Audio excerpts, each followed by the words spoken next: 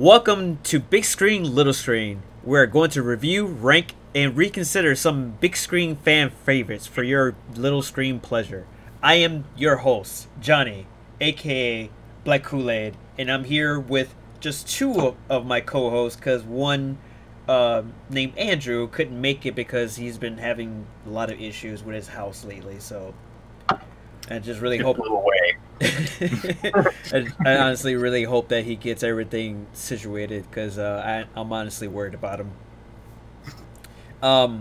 But other than that, I still have two people here.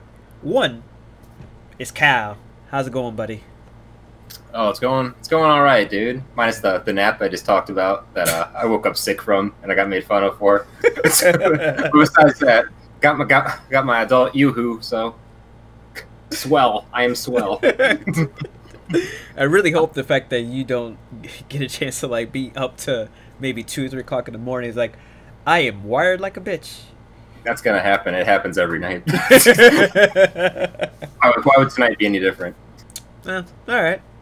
And my other co-host, Matt. How's it going?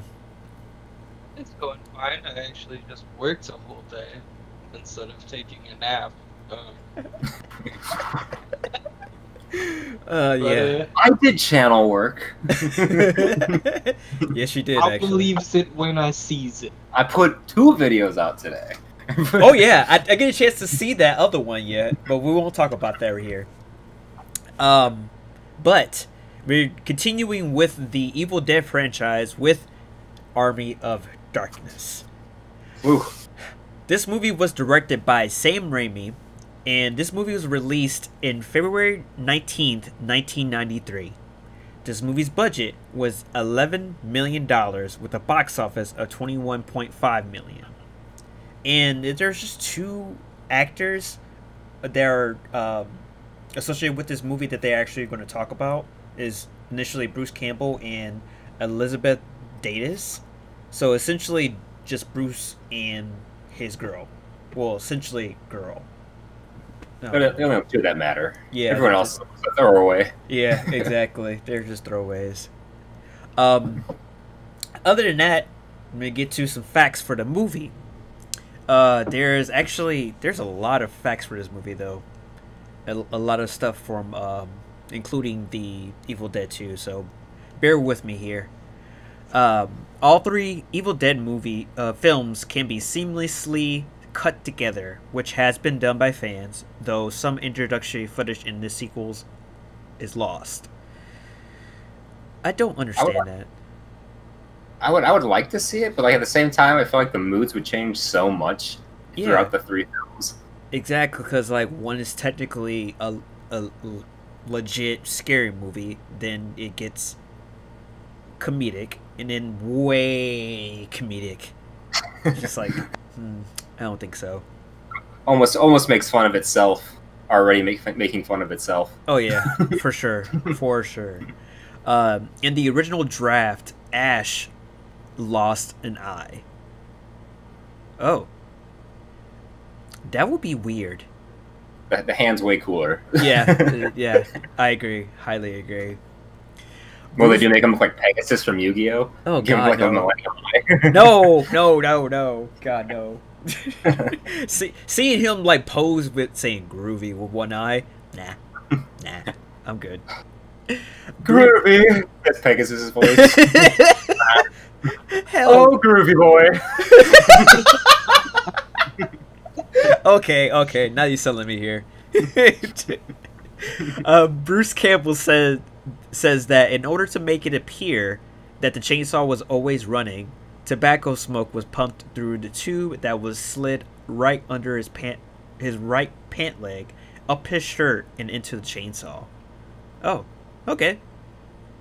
Fair enough. Just like the second movie where they literally just blew tobacco smoke when he revved up the chainsaw. I feel like they just could have had it on. True. Like, Very true. Go all out. Just have it on. Yeah, but then They let him use a real shotgun in the first movie. Just let him use the chainsaw. Exactly. Exactly. An issue of the magazine Fangoria can be seen in a car's trunk. This was director Sam Raimi showing his gratitude for the publication, including the original Evil Dead when it initially premiered. Yeah, I was trying to like see exactly what was in that trailer. Like, oh, there's a Fangoria magazine.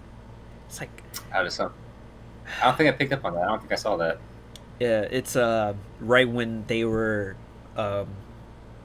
initially preparing for the attack, and he was bringing the car in, and he was basically trying to get all the stuff from the back of his trunk. And when he was sifting around trying to get like his bullets for his shotgun, the Fangoria's magazine is on the right side.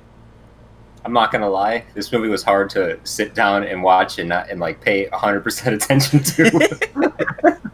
This is another one where my very first viewing, it was actually during a 24-hour horror marathon that they have in Chicago, and it was around the time where I was dead tired, and I fell asleep right in the middle of the movie. I had no idea what the fuck was going on.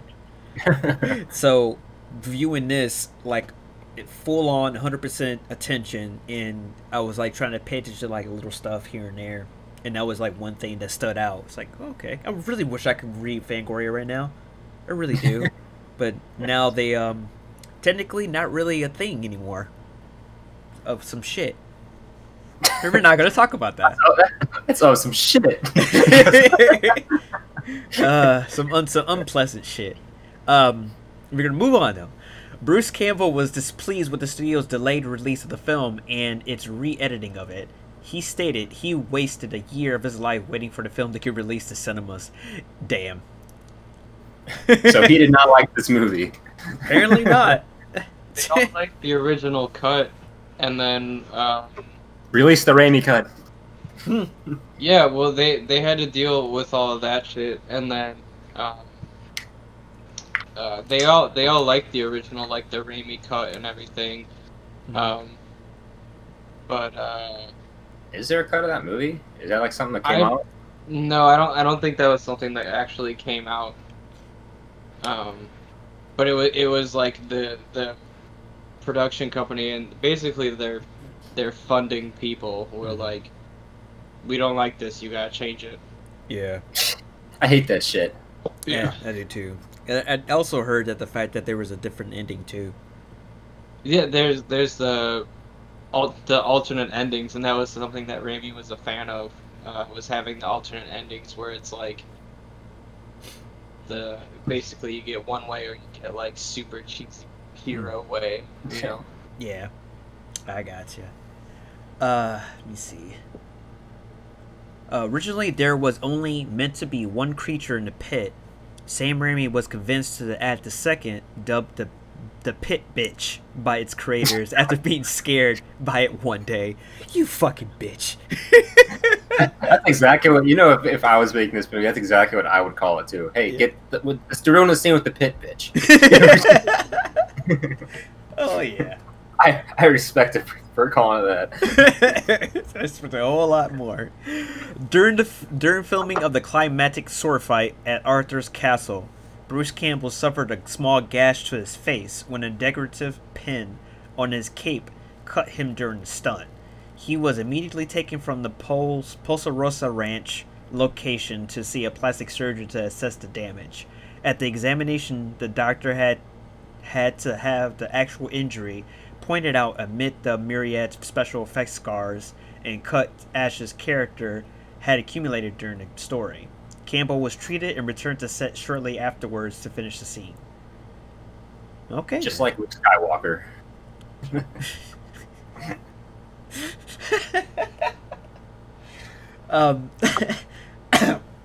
Excuse me.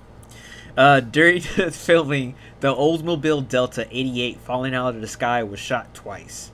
During the first attempt, the 25-ton crane lifting the car failed due to mechanical problems, toppled over the edge of the cliff at the quarry location where filming was taking place. Fortunately, no injuries occurred because the crane operator jumped from the cab before the crane went over the edge. Days later, a larger 80-ton crane was brought in to remove the damaged crane and reshoot the car drop. In the final edit, elements of the reshoot as well as footage from the end of Evil Dead 2 were used. Yeah, I would have loved to see that. Just like Speed Sam Raimi, like on there. Okay, guys, we're gonna get this, and watching the crane just go, and he just goes, "God damn it!" Because I was over the cliff. Yeah, because I was actually I was actually noticing too. I remember in the second Evil Dead that when he got sucked in and had that sequence of the car and him dropping, I noticed the fact that it was the car dropping first and then him, and when they did it for this movie, they actually dropped at the same time, like clockwork. So I have feeling the fact that they did something to make that happen at the same time. Was there a problem with the audio, Matt? That's how you go to it. No, I just wanted to check if it was fine. Oh, okay, cool. No, I was scared me. Yeah, me too. That's why I was like, hold on, let me. Shit, sorry. It's all good, sir. It's all good. Yeah, turn it down. Turn everything down. There's always some technical issue. It's okay. It's just wanted to make sure everything's good. Yeah. Everything's good. All right. Everybody is cool. Everybody is cool. Me, man. Am I cool? You should. You ever see that Why Is Kids You Know skit? Alright. The next one. Sam Raimi originally wanted to call the film The Medieval Dead, but Universal Pictures refused. The title Army of Darkness was created by Irvin Shapiro, the uncredited producer of The Evil Dead and executive producer of Evil Dead 2, who died 2 years before this film was made. Raimi then wanted to naturally give it the title Evil Dead 3 Army of Darkness, but the studio wanted the film to stand on its own from the rest of the series. So it was just titled Army of Darkness. The film was called Army of Darkness: The Medieval Dead for its UK release. God damn it, Matt. I missed it. Look at the chat.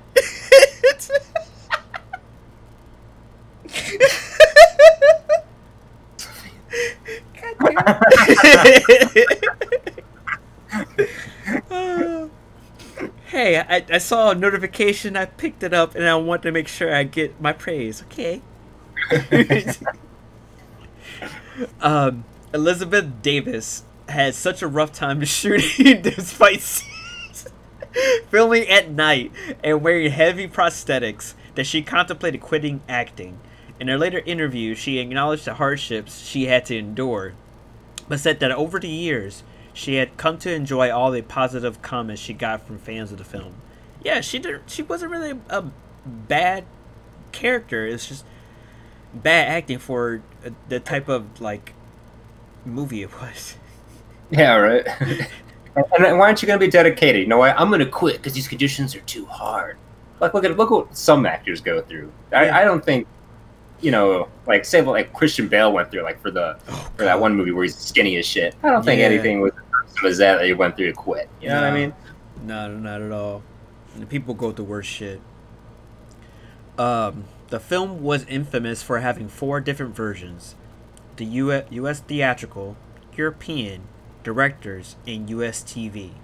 Each included deleted/extended scenes, as well as scenes that were re-edited in a different order, depending on what version the viewer watched. The one that had the most restored scenes was a 90-minute US TV version. All these versions have been compiled in a box set that was released both in the US and Germany. And I want that box set. I've seen that box set. Does Nate have that box set? Like, I don't remember what version he has. So I feel like it was a different version. I don't know if he has that one. I don't know. We'll never know unless we talk to him. Now I'm gonna look for that box set after the stream, and I'm gonna buy it because I want it. That'll be $1,000, sir. It's worth it. One of the items visible in Ash's trunk is a copy of Dark Horse Presents 5th Anniversary Special, originally published in April 1991. This comic includes the very first installment of Frank Miller's Sin City. Ooh. That was another thing I noticed too. It was a comic book in there. Huh. I have to go back and watch the whole thing because like this is like my first time again watching it in like 10 years, so I overlooked so much shit. Yeah, it's like it's one of those movies where like you don't want to pause it. Well, don't really need to, but like there's also other Easter eggs that might pop here and there, just like the second one did, and try to figure out like, oh, I never seen that before. What is that?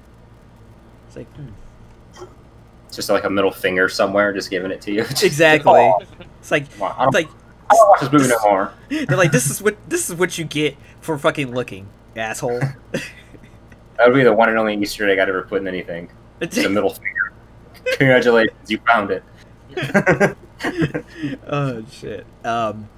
S-Mart is a chain of grocery stores in Mexico. Oh. Okay, I didn't know that.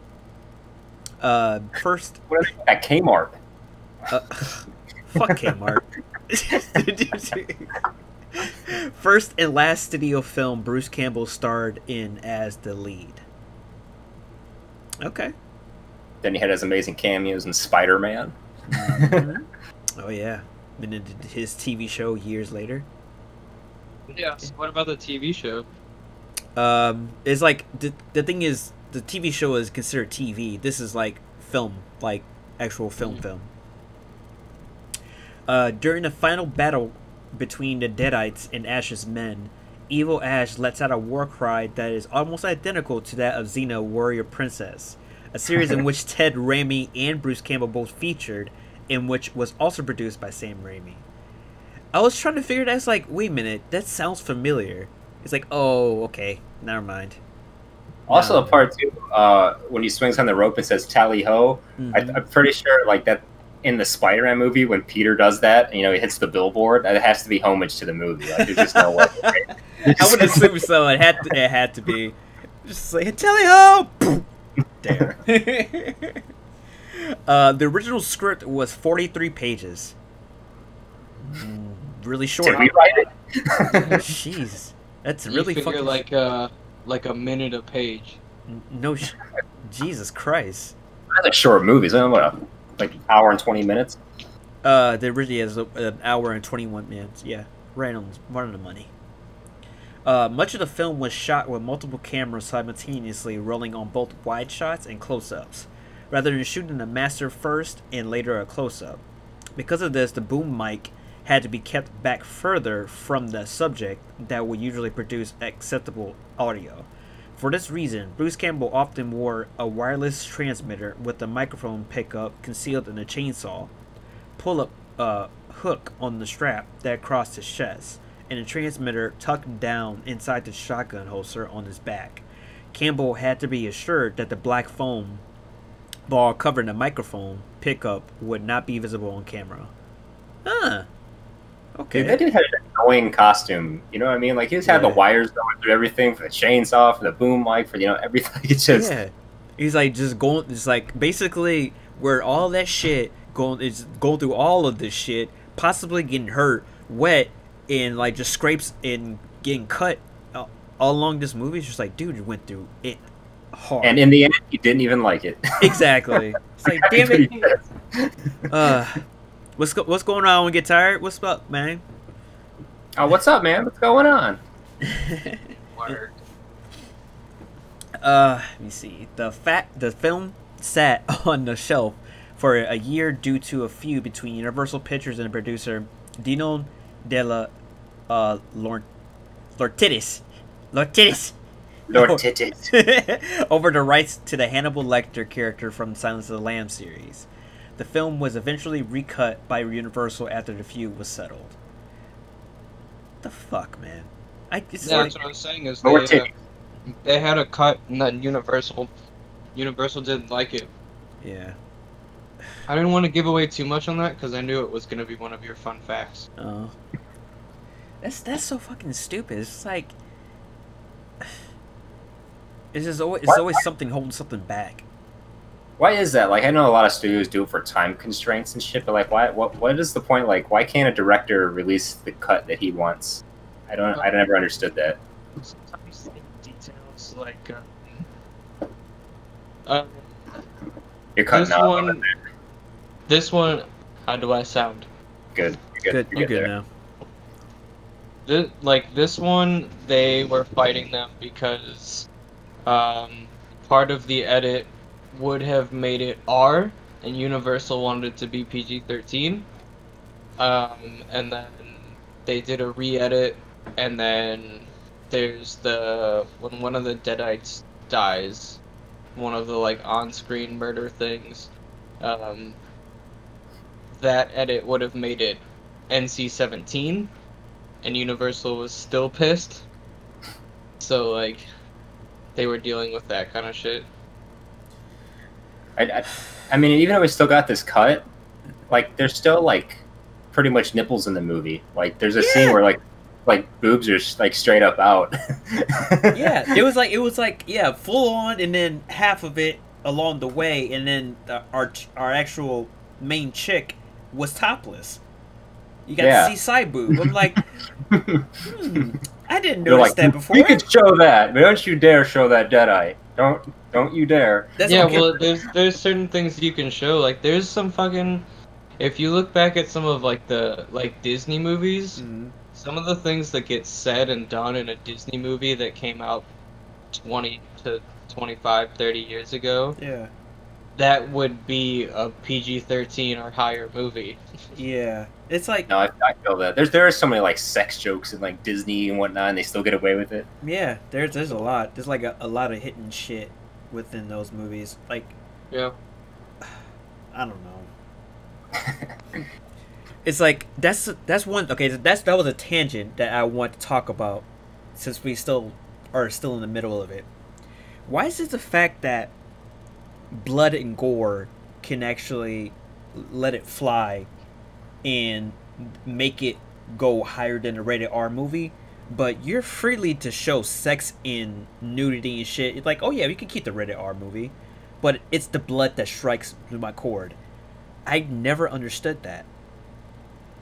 Like, I don't know. It's just yeah. You never like, you see some sort of sex scene of some kind, it's just it's like fucking silhouettes behind it or something like that. You're cutting out a little bit, bud. No, but I understand what you're saying, Matt. Yeah, it's the context, and it's what's shown and what's edited, or how it's edited. I get it. I do. And it just irks me, you know, because certain studios just like, not really so much as not care, but more or less like studios are really God, I can't get the words out. A real stickler for stuff that might fuck up their image, but not really respect the director, the fact that this is my vision, like this is what I actually want to put out to the world. But you're more worried about, oh, this movie might like put us in a bad light. Like, so I don't even think, has that ever been an issue? It's been like, I can't believe Warner Brothers would put that movie out. Like, has anyone ever said that? I'm pretty sure somebody did.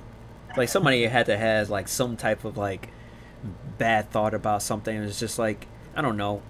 I root for more directors than fucking production companies. Like, I love directors more. Like, I understand that their rights and their gripes about certain things not being able to make the cut because of these companies basically like, hey, we want to show us this and this, but we need to cut that. But that's what I want to show to the people of my art. Nah, it's fine. Like, we want to see this. It's like, you'll be fine. It's pretty much JJJ crap, mega crap. Give her 300 for the whole lot. There you go. I'm sorry. It's just like, it's something that irks the fuck out of me so bad. And this is the perfect medium that can actually talk about it. Um, this movie was released in Japan as Captain Supermarket. Dude, I really want to go see that Captain Supermarket movie. It looks sick. Well, that actually is. That has to be like a spin-off comic somewhere or something, Captain Supermarket, and it's just an Evil Dead line. Oh my god. I'm gonna have to look that up too. that Oh, Matt's already on it. Matt's already on it. I hear his fingers typing. As he do that, I'm gonna keep going. According to Sam Raimi in the book, The Evil Dead Companion by Bill Warren Charles Napier was to play Ash's boss in S-Mart, but his role was totally cut. Likewise, Bridget Fonda was scheduled to have more screen time as Linda. Yeah, it just seemed like the female casting that they had didn't last long. Like, at all. It's a different girl from the second one, too, that played Linda, right? Yeah. It was a different girl that they got snatched, and then they cut to another girl, and then it was a different girl for the last bit. What happens if I share my screen? It's gonna fudge it up. It's really gonna mess it up. Oh man, I found a funny picture. I'm gonna save it and I'll send it to you guys. Could you put it on your screen? Could you just put it on like your main screen? I can't with the way that Discord has changed. Oh. I can't share a screen and keep it in one box. Oh, Stupid Discord. I was just about to say that. Everything up. The entire sequence when evil Ash grows out of Ash's shoulder, starting with an eye, is to an homage. Why say Amish? Homage. Okay, sorry. Homage. To the Japanese/American B horror film The Manster. Now I want to see what that is, D-Manster. I'm gonna click the link. It's fucking hentai. Oh yeah, that's D-Manster. Yeah, it's basically the telling of a story about a two-headed man that goes on a killing spree. It says, see the two-headed killer creature. It's like, oh, okay. It was released in 1959. Jesus Christ. Let me get back to where I was going. Contrary to popular belief, Ash does not say the words Klaatu Barata Nikto, a reputed homage to the day the Earth stood still in 1951, but a slight variant in which he pronounces the second word as Barata. Apparently this is intentional, as the wise man is also heard saying the words this way when instructing Ash on what to do to precede the Necronomicon. I noticed that too. It's like, the second word doesn't really seem right. It's like, okay, never mind. I thought that scene was funny though. We're just It's like, I know it was an N-word. I know it. It's like, don't you fucking say it. I'm like, that's so funny. It's like, don't you fucking say it. She's like looking around like, I swear to God, you say it, I'm gonna smack the shit out of you. Tracy Lords auditioned for the role of Sheila. She would later play the wife of Bruce Campbell's character, Autoluctus, in Sam Raimi's Hercules and The Legendary Journeys. Oh. Okay then. You say Tracy Lord? Like Tracy Lords. Oh, I was like, I'm pretty sure Tracy Lord was like a porn star back in the day. I'm pretty sure some type of porn star has that goddamn name.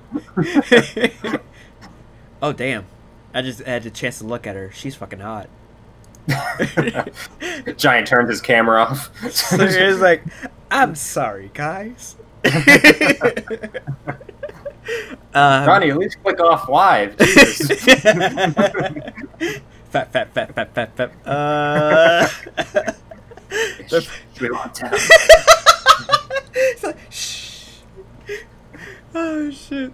The scene where Ash is thrown into the pit and battles the two Deadites was a combination of shots from two separate locations. The outside of the pit and the castle courtyard was shot in a Posa Rosa ranch in Acton, California, while the interior of the pit was shot in a set built on the back lot of Introvision Studios in Hollywood.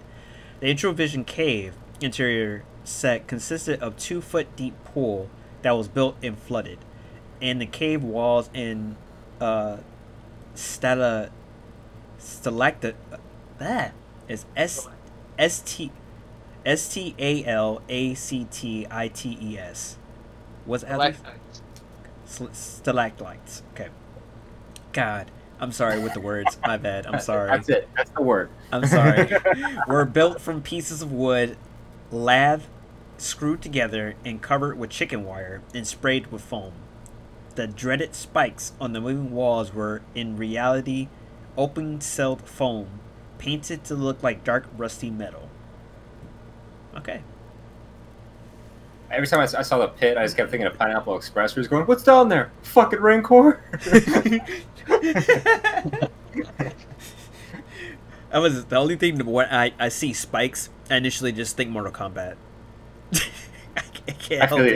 it. And that desert-like setting, you're like, "Yep, Mortal Kombat game." Yeah, exactly. Bruce Campbell appeared in Sam Raimi's Spider-Man trilogy, while Embeth Davis, what's up with me in names? Ed appeared as Peter Parker's mom in The Amazing Spider-Man. Oh, wait a minute, really? Wait, what? Wait, what was that? She actually played Peter Parker's mom in The Amazing Spider-Man. Who did? Embeth Davis. She did? I didn't know that. I didn't even recognize her. She looks Me- completely different in that movie. If that's her. Yeah, she must have, because she does not know. Yeah, they had to probably do some makeup or something. I don't. They just make her wear a mask. You are no. No. Now you're Peter Parker's mom. During the scene where Ash is being pelted with rocks, fake rocks were used, but to get a more realistic reaction out of Bruce Campbell, and partially as a prank, director Sam Raimi pelted him with potatoes. This cut was used. Here's a potato! Oh, you son of a bitch! I'm sorry if I'm loud. I've been drinking. I apologize You're all in good. advance. You're all good. Drinking makes everything better.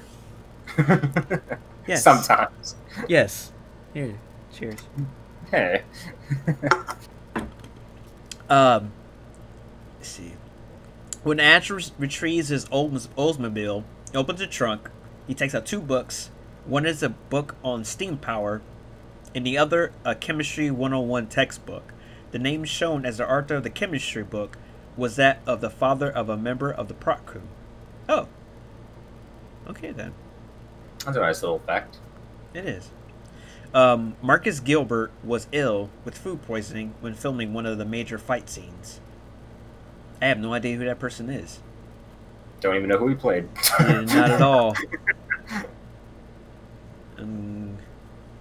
Oh, he was a fucking guy that basically condemned him to go to the fucking cave. He was like the main guy that was like, put this like condemning him and Oh, shit. the night guy? Yeah. The one that had the unibrow. On the film's poster, music credit goes to Joseph Loduca, but it's misspelled Joe Doluca. So basically they misspelled it, so they swapped the D with the L. So it's just basically like, yeah, it's like Luduca? No, Duluca. Like Duluca sounds cooler. it does. It does actually. At 56 minutes and 7 seconds, one of the Army of Darkness shouts, "Cry havoc and let loose the dogs of war." This is a phrase from the line spoken by Mark Antony in Act 3, Scene 1, line 273 of William Shakespeare's Julius Caesar, "Cry havoc and let slip the dogs of war." Okay. I wouldn't go through all that length Yeah, for that. That's not the reference. No one got that reference until you just said it. Nope, not at all. Not at all. The words that Ash has to say to get the Necronomicon and to get home later are very similar to the words that have been said to Gort the robot to make him stop in the day the Earth stood still. Yeah. Understood. I don't think we've ever seen that movie. Neither have I. Like the older one, because they had that one and they had the remake with I think Keanu Reeves was in it. I think. I could be wrong on that. I heard the older one is better. Which always is. Yeah, it always is. Bill Moseley, who plays the Deadite captain, and Patricia Tallman, who plays the possessed witch, starred together in Tom Savini's The Night of the Living Dead as Johnny and Barbara. What? Johnny just had an orgasm. I love those fucking movies. I'm trying to figure out like who they were. I got so much shit to look up after this, man. I have a fucking essay due by tomorrow to himself. No shit. All right, 2 more facts, and we'll get on to the plot, and then our critiques. When dubbed in French, Evil Ash is singing Enchanter Saint de Garcon, which means a singing saint boy. There's no French word for goody. The nearest French translation for two little goody two-shoes would be petite goody deux chaussures. I'm sorry if I butchered that shit, but I don't speak French. Say. It's like if I said the wrong thing, I apologize, but I don't speak French, so I can't. Got someone in the chat going, "We better fucking start, bud." Hey, I don't even know Spanish, man. If I can't speak Spanish, I have a problem. You're fucking trying to learn French and not learn Spanish? Yeah, that would be a detriment to my race. I know English, and then whatever words I need to know to order food at restaurants. That's about it. Fair enough. And last one. Ash uses a lever action Winchester model 1892 on the possessed S-Mark customer. Although he doesn't do it exactly the same way, he flip-cocks it and is reminiscent of how Terminator flip-cocked his shotgun in Terminator 2 Judgment Day. Exactly what I thought too. Yeah. He was fucking cocking the shit fast too. Boom, boom, boom, boom, boom, boom, boom. It's like, shit. Okay. Yeah. All right. Alright, that's all the facts for you, boy. And read this plot and get on.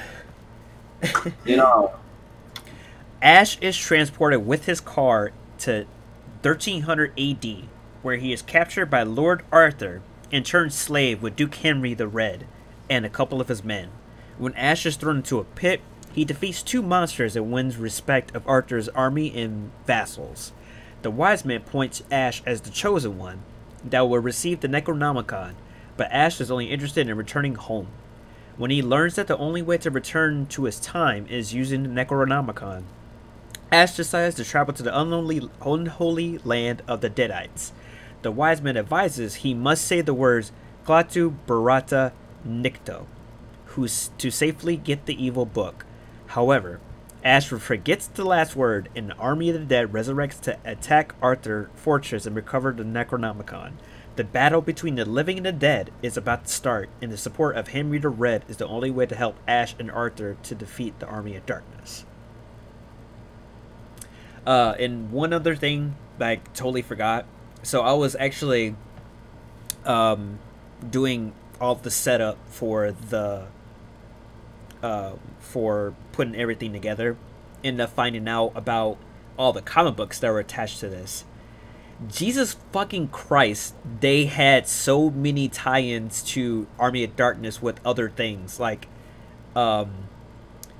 with Friday the 13th and Freddy, to freaking Reanimator, to what was it, to Xena, and it's just like, and it's just continuation, just all of these connections. It's like, holy shit. She gets this little nerd, and you just starts getting excited. Dude, I was honestly surprised they actually had Reanimator attached to it too, because that's one of my beloved like series of like horror movies, and it's just like seeing them together. It's kind of like, is that possible? Thinking about it, it's like, okay, yeah, that does work together. Have you guys seen Reanimator before? I've seen it like a long time. I've seen it like one time. I know Brittany really likes that movie. I love that. The first one I love. The second and third one. Well, the second one. I haven't seen the third one yet. No, the second one was no. All right, that was the plot. Matt, do you want to spin that little wheel so we can know who to talk to first? If you have the wheel on hand. No, we can just go around. Around? And it says Kyle. Nice. All right, Kyle. Go first, buddy. Right. So, Army of Darkness. What can I even say about it, man? It's a horror comedy. I don't really know if it's deserving of the horror title, because this movie isn't scary. Like, there's nothing about this movie that you're like, oh man, that was creepy. Like the other two. Like, there's some parts in the other two that are like, okay, this kind of deserves the horror title. Mm-hmm. So this is, to me, just like an action and adventure comedy. For what it was, I can get behind it more than I could Evil Dead 2, because, you know, when we were watching Evil Dead 2, I was expecting like another horror movie like Evil Dead, but this one was more goofy and whatnot, and didn't really suit me. But like this one, it reminded me of like a Monty Python movie. Like, so like I was behind it a little bit more, but still there was a lot of it where it just kind of drug on. For the most part, like even like compared to like the other two movies, like the visual effects in it weren't on par with the other two. Man, I don't even know what more I can say about it. I started falling asleep like maybe like 30 minutes into it. Like it wasn't a movie that I can really just, you know, like tell somebody like, dude, you gotta see this movie. You gotta watch Army of Darkness. You have to watch Army of Darkness. Like it's just one of those, you turn on movies, like if you're like drunk or something, I think it'd be funny to watch. Mm-hmm. It's because I mean Ash is really just like an 80s action guy in medieval times, you know, and there's just monsters that he's happening to fight, you know, like, and that goes from one scene he fights a monster here to a different monster to a different monster. I mean, and it's a short movie. It's like a turn your mind off movie and just watch. Oh yeah. And you kind of forget about it, in my opinion. True. Like it's cool to see like at the end. I like at the end how he's back at like S-Mart and like, you know, the people didn't like believe his story, and then like, you know, the Deadites come and whatever, and like he's fighting him in the store, and I thought that was like a cool, like, this is like the baseline for how the show started, you know, Ash versus Evil Dead, because like that's kind of the way that they went with the show. Mm-hmm. So I thought that was cool. I feel like what Ash versus Evil Dead was what they wanted this movie to be, but they couldn't do it at the time. So you kind of got like I feel like even though this was a big motion picture, I feel like a bunch of college kids made it. Mm-hmm. Yeah. It was just one of those movies you turn your brain off and watch, and then it's like, oh, that was that movie. Now what am I going to do today? So like overall, like I give it like a 6.5 to a 7. Like I feel like, in my opinion, 7 would be too generous. Mm-hmm. So like somewhere in that range, and those are my thoughts on it. Oh, I definitely feel you on that. I definitely feel you. Who's it landing on this time? Oh, you. It's me. You're the lucky boy. I'm gonna go with Kyle on this one. I've seen this one maybe 2 times, and I think the posters are my favorite part about this movie. Yeah, right. Like the artwork, everything is cool, and then you get it and you're like, oh, I wish it lived up to the artwork. Yeah, and it's kind of just the movie is basically what it was intended to be. You know, it's just, this is what we have. Sorry? And, you know, like, I never really paid much attention to this one. Again, I did I did look up more, like, just to see if there's anything I never noticed before of, like, the special effects or practical effects, and all I could find was people talking shit about the special effects. And, I don't know, just stuff like using the foam and chicken wire, it's common shit. You see that stuff all the time. I don't know. I really didn't have any special thoughts or feelings on this one. I'm definitely gonna say it probably hits pretty low for me. I don't think there's really a scene in this movie that stands out that I remember. Like, there's nothing like in my head where I'm like, hey, remember that time that this thing happened in Army of Darkness? Yeah. No. Out of 10, what's your rating? Probably like a 6. You sounded so disappointed in that answer. I wanted to be. The first time I saw this movie, I was so fucking stoked because I had seen the like posters and the illustration and the artwork and all that shit, and I was like, "Yo, this is gonna be fucking cool." And like how posters look is pretty much how like they made him in Ash vs. Evil Dead, in my opinion, because he is like a badass in it, and it's like I wish that was that movie. Yeah, they kind of did it on purpose, and it's just the like. When they had Bruce Campbell come in to do, because they had to take reference photos so that the artwork could be done. They were like, all right, you need to come in and do this, or we're not going to do any distribution work on this at all. And he was like, oh, okay. They like went in, they were like, all right, give us a sly look, and he was like, and then they used it, and that was it. Like, that was that's what they did. Oh, I feel like I could have just sent a Kodak or something, Yeah, could have just mailed you a fucking disposable camera. Speaking of the poster, so that wasn't the first poster that I remember specifically. So they had another one, but it was an international poster, and it was really reminiscent of Conan the Barbarian, because it's literally all red. And you don't see his face, but you see the chainsaw, and you see the shotgun on top of, I think it's like a mountain of bodies. Oh, I know you were talking about. I've seen that. And I was like, that would have been so cool, but another thing that might be misleading to what the actual movie is, because it's not, it's nothing like that. So what are your thoughts on this movie, Johnny? To be honest, like, I am a horror buff. Not like a big horror buff, but I'm getting there.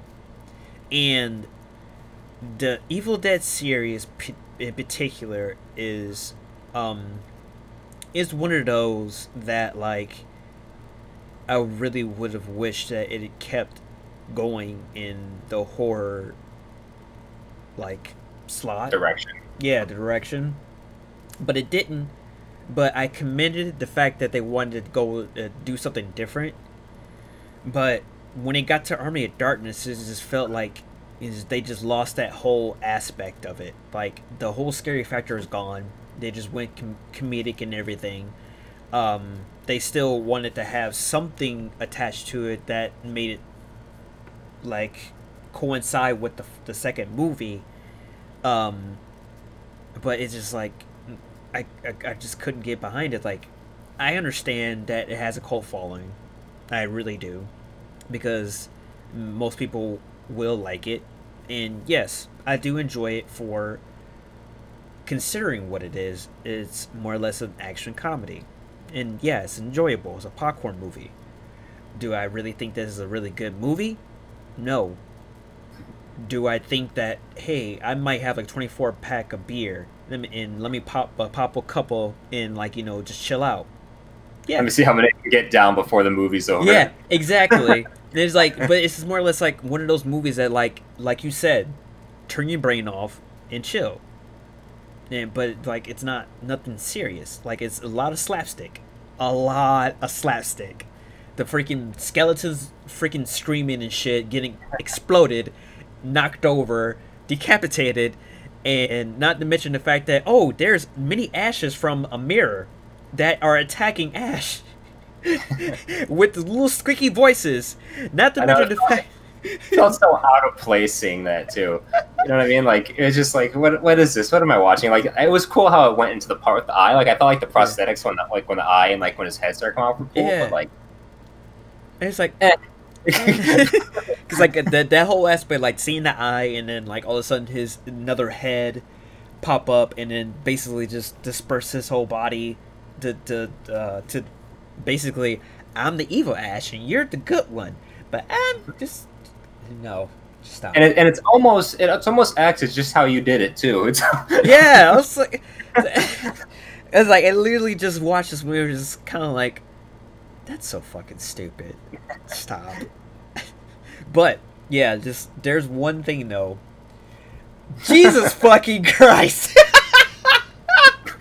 Soup.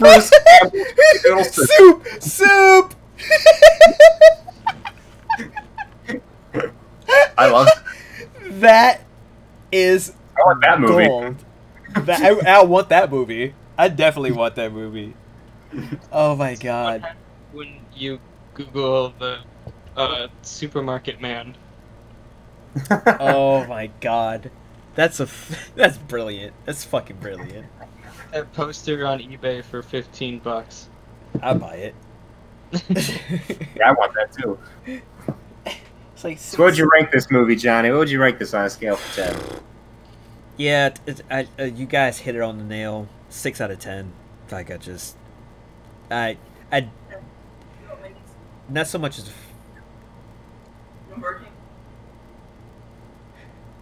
It's all good, guys. It's all good. It's enjoyable, but not a really good movie.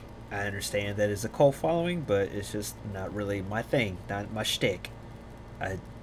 Honestly, there's other better movies than this. No, for real, like because I know they wanted to go with a horror comedy, but like you can do a horror comedy and it can be good. Like look at Child's Play. Like the first Child's Play is like it's scary too, but there's some really funny parts in that movie. Oh god, yeah. That movie came out before this, you know, like there's ways you can do it, so it's not like they didn't know how to do it at the time. Yeah, they came out on my birth year. I forgot, man. You're like 6-7 years older than us. Yeah, I'm 31. I feel old. My body is like telling me go to sleep, man. Like no, don't tell me what to do, Mom. But yeah, that's Child's Play was like my very first horror movie that I was exposed to when I was young, and it's you could have took like not be reins from that, but at least like kept going with that, but you decided to go a different route. I respect it, but I don't like it. I know. I mean, even for the first one, like you made the first movie, it's like and then departure from it like that. Like it's just, it's so hard to think that Army of Darkness is a sequel to the first Evil Dead. You know what I mean? Like it's to think they're in a trilogy like that. It's just like this is the same universe. Mm-hmm. Yeah. Like, and have you seen the show? You've seen the show, right? Yeah, I've seen the show. I haven't watched it yet. Let me ask you this then: do you think the show is better than this? Yeah, the show's way better than this. Okay. Like, that's what I'm saying. Like, it's still like an action adventure comedy, but it has its horror elements, but like nothing's like super scary and anything. But like, they do it right in the show, like how they wanted this movie to be. Yeah. That's what all the show is, and that's why like it's good. It's like it just took them so long to do it. Fair enough. God, I feel like it's like a downer watching this movie. It's like, hey, like I said, like we were saying, all the artwork's super cool. Like I can look at the artwork all day and be like, I want to see that. I want to see that, but I don't want to see that. You know? Yeah, exactly. So ranking, as of right now, between the three movies, what is your top right now? My top's Evil Dead 1, The Evil Dead. Okay. Matt, what is your top? They pretty much go in order how the movies are for me. Yeah, The Evil Dead 1 is up there now. Like in my eyes, to be honest with you, um it was Evil Dead, then Army of Darkness, then Evil Dead 2. But after watching the movie, it's basically how the movies came out, and then 1, 2, and 3. I'm gonna be the little different here, but I think Army of Darkness was better than Evil Dead 2, just because it knew what it wanted to be the whole time. Unlike Evil Dead 2, where it's like it feels too much of a mix. Like I honestly didn't even want to finish Evil Dead 2. I kind of want to turn this off, but Army of Darkness at least knows that it's a goofy movie. It knows what it's trying to be. But is it good? No, not really. But it has a identity. Is what I can say, I guess. Sorry. Yeah. Whew. Johnny's drinking. Johnny's getting drunk. I'm definitely making another cup as soon as I get off. But yeah, it's just now I'm at the point where I'm really, and I've been like after the second watching the second movie, I was like, even though I gotta get through watching Army of Darkness, I can't fucking wait for the remake. I can't wait. It's just like it makes me appreciate the remake a lot more. yeah. What is actually a really good point is the fact that even Bruce Campbell, like, he was like thumbs up for this movie with like the remake. It's like seal of approval, man. It's like it's a horror movie. It's a horror film. Yeah, exactly. That's what it should have always been. That's what I want to ask Matt. Are you prepared to watch this movie? The remake. I honestly don't think I've seen the remake. Really? I'm trying to think. I know I've seen 1, 2, and Army of Darkness. But I feel... When... This is the one, it came out in 2013. It's the one that got Ash's characters replaced with a girl this time around. Yeah. Is her name Mia or something like that in this? Or is it still Ash? I don't remember. I only saw it 1 or 2 times. I can't remember what her name is. Oh, yeah. Yeah, okay. Definitely watched this with Nate. I was gonna say, that's where I watched it too with Nate. Okay. Yep, 2013. Yeah, no, I definitely watched it with Nate. Okay. Even though we don't want to like delve into too much within this breakdown, but let me ask you just one question: did you enjoy it? I did. You did? Okay. I did. Matt, did you enjoy it? This for the remake. The remake. The remake.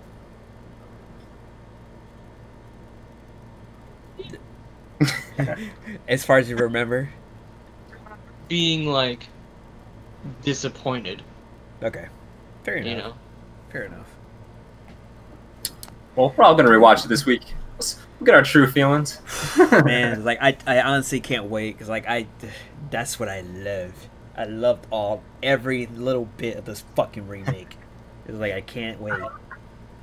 Johnny getting a fucking hard on for the Evil Dead. No, because like I'm sorry. It's just like I am a really big like person when it comes to these type of movies, and this is what I live for. Like that's what I'm the weird kid. It's like, hey, do you want to go see a romantic comedy? Nah, I'd rather see people get killed. I'll be alright. Yeah, we're going to see Saw. Yeah, exactly. I'd rather go see Saw. Like, and that's another thing. Why the fuck do people do not like anything past 2? It's good. Why? I don't understand. We could dive into that all day. That's a story for another time. It's like, okay, so let me ask, do you feel the same way? No, I liked up to 3, and that was it. Aww. That was it for me. I've seen all of them except I think the 6th one and then Jigsaw. Oh, damn it. I can never find anybody that feels the same way. It's like everybody is like consensus. Like when it hit 3, it just went another way. It's like the whole fucking story is just like, oh, the continuity is all fucked up. Like, so it's same thing with fucking Final Destination, but people went to go see it. Same thing with Paranormal Activity. People went to go see it. I enjoyed those movies. I don't understand. Oh god. Before I start going on a fucking tangent, let's just end this shit. Oh yeah, man. We'll go. We can go all day with this. This is what sucks. Yeah, exactly. This was big screen, little screen. God dang it! It's like my fucking words tonight. Johnny got too worked up. I know. This was big screen, little screen, and this is the third movie out of the series. We have one more to go. And it's the remake, which I can't wait. But in the meantime, you can catch us on Twitter at Big Boy Little Boy Gaming on Twitter, and on our Instagram, Big Boy Little Boy TV. God, I am so sorry. Johnny's drunk. No, I am not. It's like I get tongue tied, and when I like really passionate about a subject, and I tend to fuck up my words. You're all good, man. I'm not. I don't even feel it. I don't feel it. You go, I don't even feel it, dude.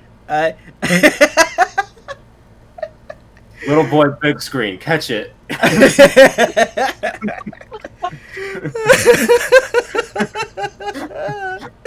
Oh god! All right, guys. Boy, big disappointment. Fucking go. All right, guys. We'll see you guys later. Bye.